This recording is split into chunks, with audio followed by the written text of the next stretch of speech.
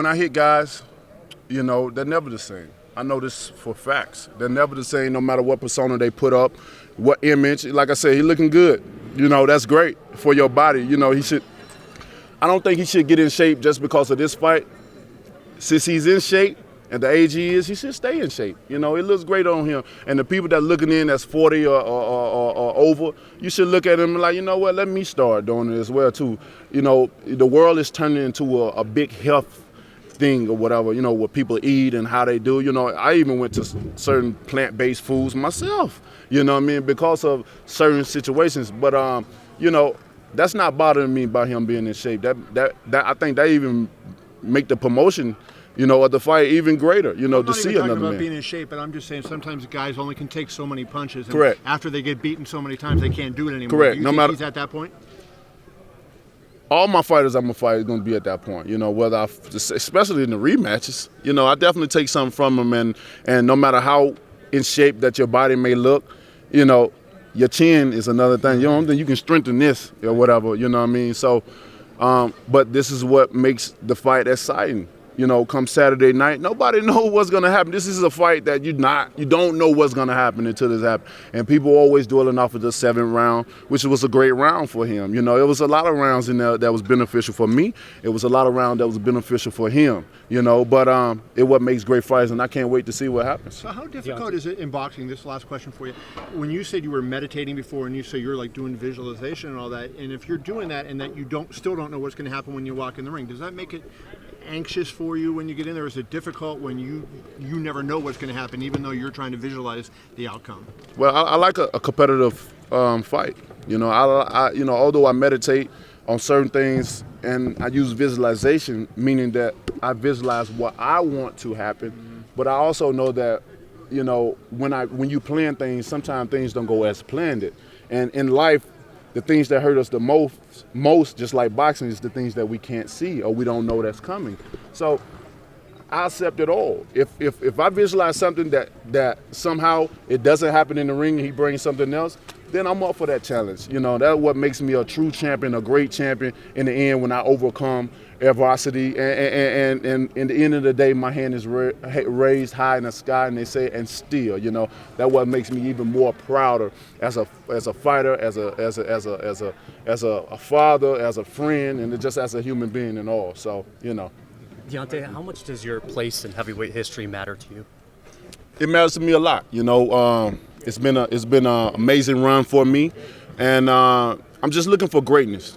Ever since I got into this sport, it's always have been about being the best. You know, doing great things in this sport while I'm here.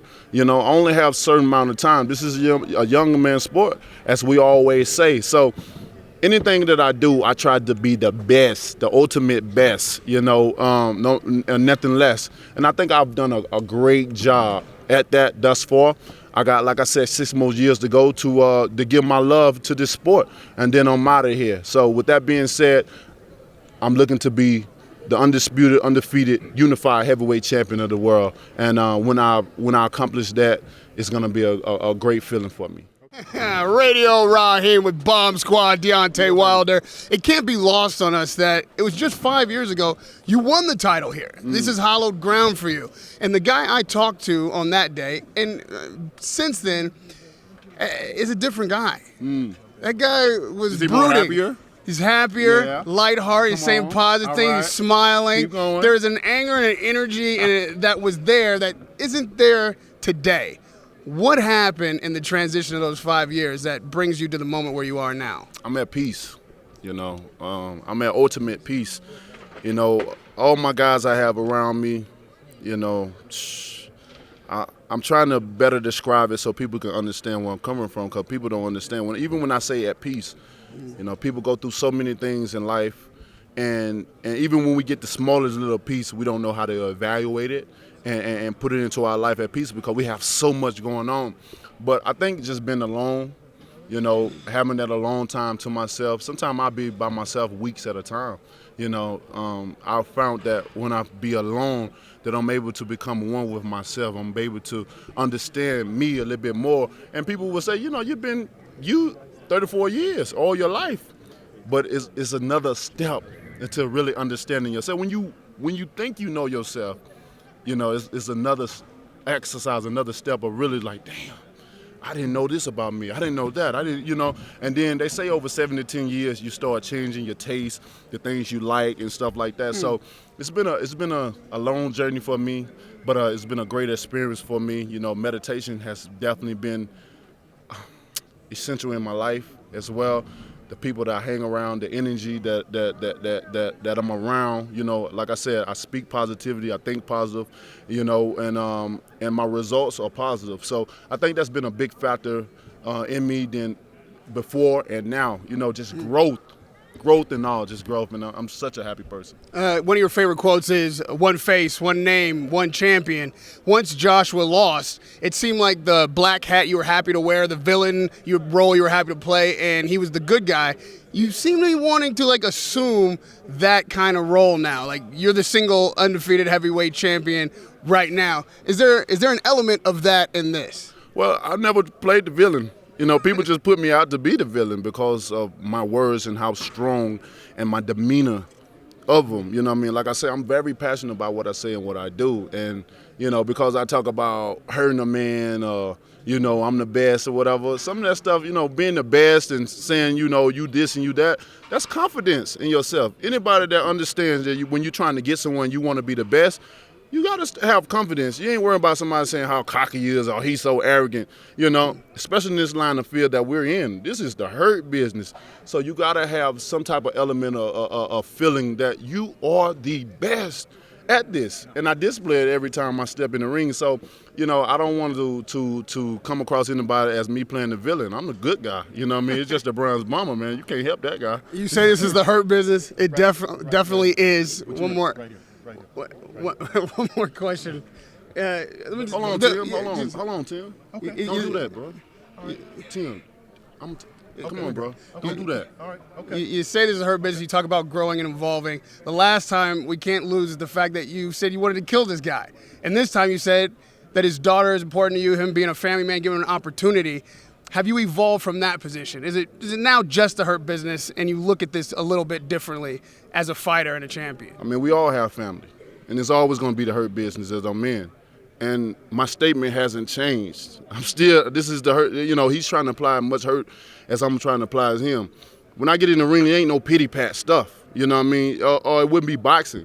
That's why this sport is what it is. That's why you see guys, football, basketball, tennis, whatever, they ain't trying to get in no boxing. Who want to get hit in the head? The parents ain't trying to put their kids in no boxing. Who want to, unless the kids just really want to do it. This right here, it takes dedication. It takes a lot of will and a lot of bravery to get up in there. So, with that being said, I'm just the strongest minded person up in here. And just because we have family, hey, we doing it for the family. We getting paid to do it. My demeanor still stays the same.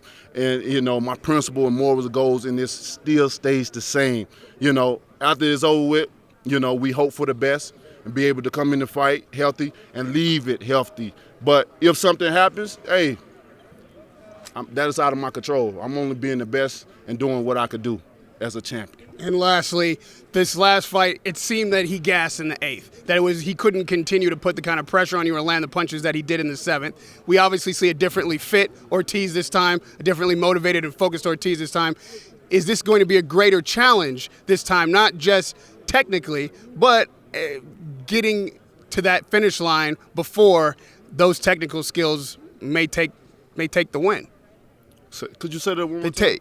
Ortiz is a technical fighter. He wasn't able to fight the 12 rounds. It seemed in the 8th he gassed. He had you in trouble in the 7th.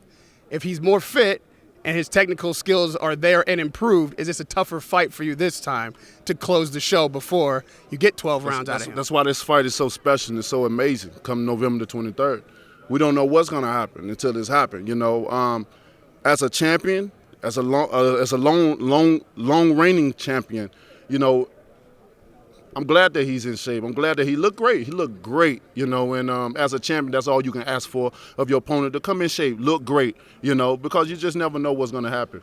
I'm not worried about him being in shape. I'm in shape 365, days out of a year, So, to see another guy in shape that allows me to, like, you know what, I got to be even more sharper. I got to make sure, you know, I do the right things in the ring. I got to move strategically, you know, even more so. So if he putting on this shape, I'm going to be even better as well, too. It allowed me to do what I do. So it all evens itself The out. technical aspect is more important to you now? Or you think the boxing skill is more important than the power? I mean, it's the mental.